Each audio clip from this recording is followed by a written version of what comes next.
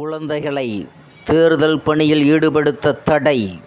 இந்திய தேர்தல் ஆணையம் உத்தரவு. குழந்தைகளை வரும் லோக்சபா தேர்தல் பணிகளில் ஈடுபடுத்த இந்திய தேர்தல் ஆணையம் தடை விதித்திருக்கிறது. லோக்சபா தேர்தல் இன்னும் ஓரிரு மாதங்களில் நடைபெற இருக்கிறது. அனைத்து அரசியல் கட்சிகளும் தேர்தல் பணிகளில் களம் இறங்கியிருக்கிறார்கள்.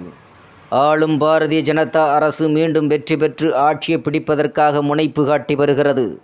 அதே நேரத்தில் பாரதிய ஜனதா கட்சியை தோற்கடிக்க காங்கிரஸ் உள்ளிட்ட எதிர்க்கட்சிகள் இந்தியா கூட்டணியை உருவாக்கியிருக்கிறார்கள்.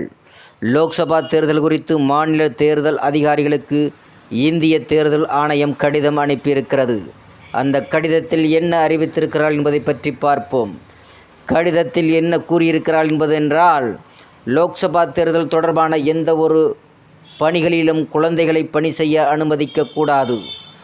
போஸ்டர்கள் ஒட்டுதல், துண்டு பிரசுரம் விநியோகம், முழக்கம் எழுப்புதல் மற்றும் பேரணிகளில் குழந்தைகளை ஈடுபடுத்தக்கூடாது. அரசியல் தலைவர்கள், வேட்பாளர்கள் குழந்தைகளை கையில் தூக்கி செல்வது, பிரச்சாரத்தின் போது வாகனங்களில் குழந்தைகளை ஏற்றுவது அனுமதி இல்லை. அரசியல் கூட்டங்களில் பெற்றோருடன் குழந்தைகளை பங்கேற்பதில் தடை கிடையாது. இவ்வாறு இந்திய தேர்தல் ஆணையத்தில் கடிதத்தில் கூறியிருக்கிறார்கள். இந்த உத்தரவை மீறி தேர்தல் பணிகளில் குழந்தைகளை ஈடுபடுத்துவது தேர்தல் விதிமுறை மீறல் என்பதனால் குழந்தை தொழிலாளர் தடுப்பு சட்டப்படி கடும் நடவடிக்கை எடுக்கப்படும் என்று இந்திய தேர்தல் ஆணையம் எச்சரிக்கை விடுத்து கடிதம் அனுப்பியிருக்கிறார்கள் என்பது குறித்து எமது கடையர் செய்தியில் இதை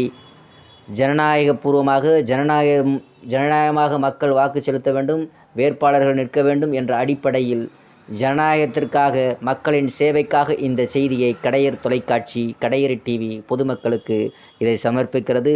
இந்த விதியை இந்த கடிதத்தில் கூறியிருக்கிற மாதிரி வேட்பாளர்களும் பொதுமக்களும் ஜனநாயக கடமைகளை ஆற்ற வேண்டும் என்பதை நாம் கேட்டுக்கொள்கிறோம். நன்றி, வணக்கம்.